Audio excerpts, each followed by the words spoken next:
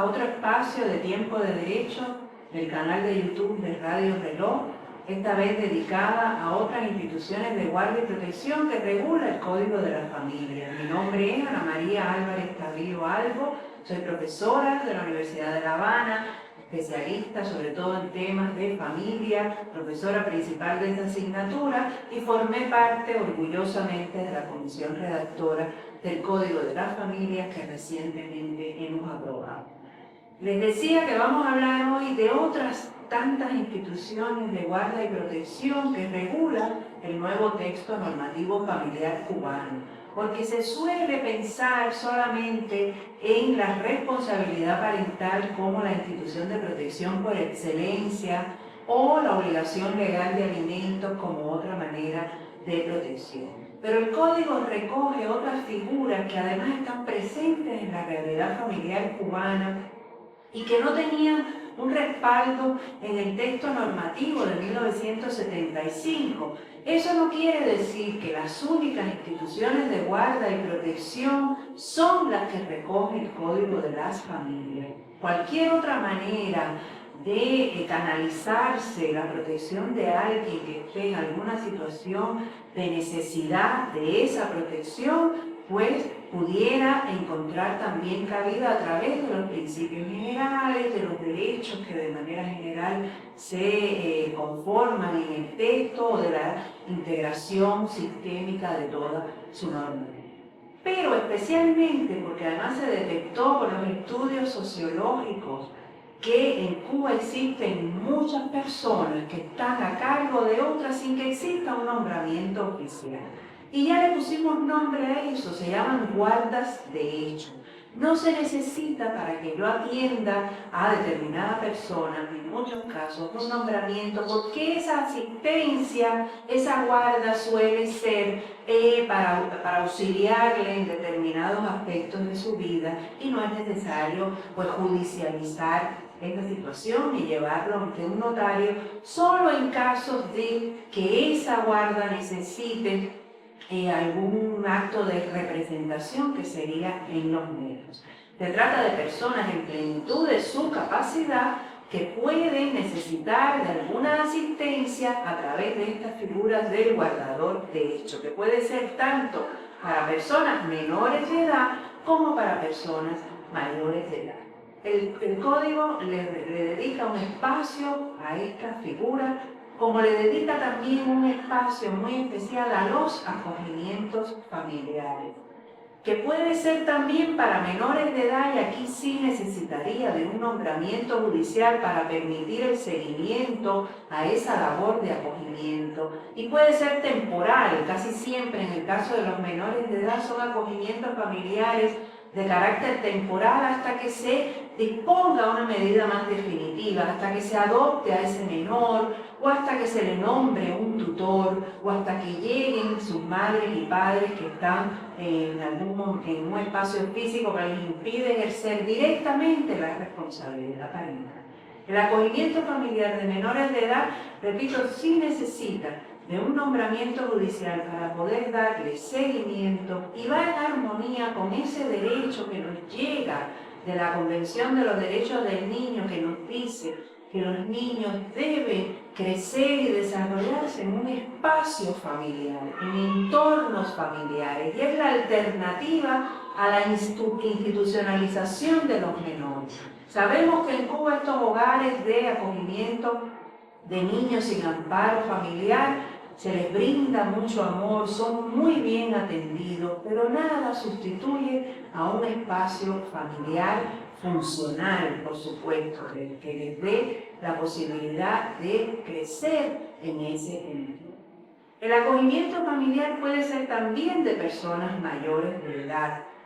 y es cosa distinta a lo que hemos estado hablando, puede estar o no vinculada con los cuidadores familiares, puede ser una persona totalmente independiente, pero que necesita de compañía, necesita desenvolverse en su entorno, necesita no desarraigarse de su entorno social y su propia vivienda, y hay situaciones en la cotidianidad de la sociedad cubana que nos dice que muchas personas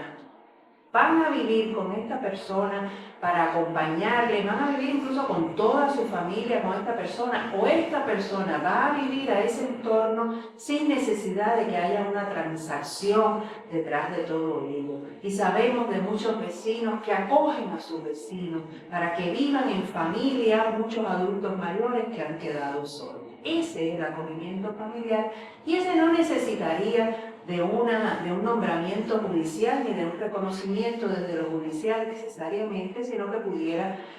fluir a través de pactos. Tenemos también la figura de la tutela. La tutela en el Código de 1975 lo mismo servía para niñas y niños que no estuvieran sujetos a la entonces patria potestad de sus padres y madres, porque murieron, porque se les privó a ambos, porque se desconoce quiénes son, porque fueron abandonados, y también la tutela de lo que el Código Civil todavía mencionaba como personas judicialmente declaradas incapaces. Un término absolutamente ofensivo para la dignidad de las personas. Ahora estamos hablando de personas en situación de discapacidad. Pero el Código, a partir de las reformas que introduce al Código Civil en la parte de capacidad,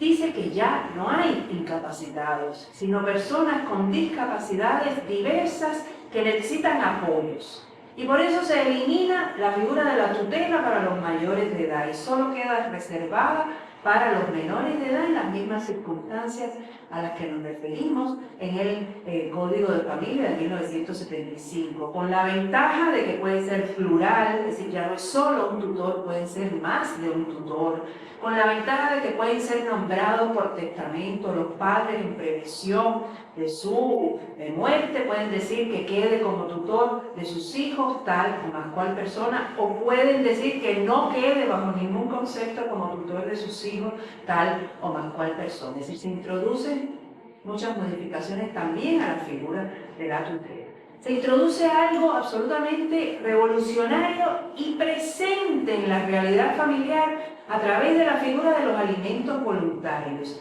Yo, dueña de mi casa, necesito a alguien que me acompañe, que me dé cuidados, a cambio de que yo le doy la propiedad de mis bienes y esa persona está obligada entonces a responder con sus cuidados. Este no es el cuidador familiar. Esto es dar cuidados a cambio de algo. ¿Y qué ha estado pasando? Los ancianitos cubanos entregan su vivienda a cambio de cuidados y después no reciben lo que pidieron y son aislados en su propia vivienda y son violentados en sus derechos. Ya con este contrato de alimentos, si no se cumple con alguna de las obligaciones, sucedería lo que sucede con todos los contratos ante el incumplimiento de sus cláusulas fundamentales. Todo retornaría, devolveríamos los bienes y aquí pues no ha pasado nada y es una figura protectora de nuestra ancianidad. Estos son, por solo mencionar, algunas de las figuras de guardia y protección que nos trae el Código y que reitero una y otra vez, son el resultado de la realidad que está viviendo la familia cubana. Es el resultado de todo lo que nos dicen sociólogos, psicólogos, demógrafos, estadísticas, nos dicen lo que está pasando en la familia cubana y eso ha tenido su reflejo, por suerte, en nuestro nuevo texto normativo. Así que hasta aquí toda esta sección que dedicamos a esas tantísimas otras instituciones de guardia y protección distintas a los alimentos y distintas a la responsabilidad parental, y los esperamos en otro espacio de Tiempo de Derechos del canal de YouTube de Radio Reloj.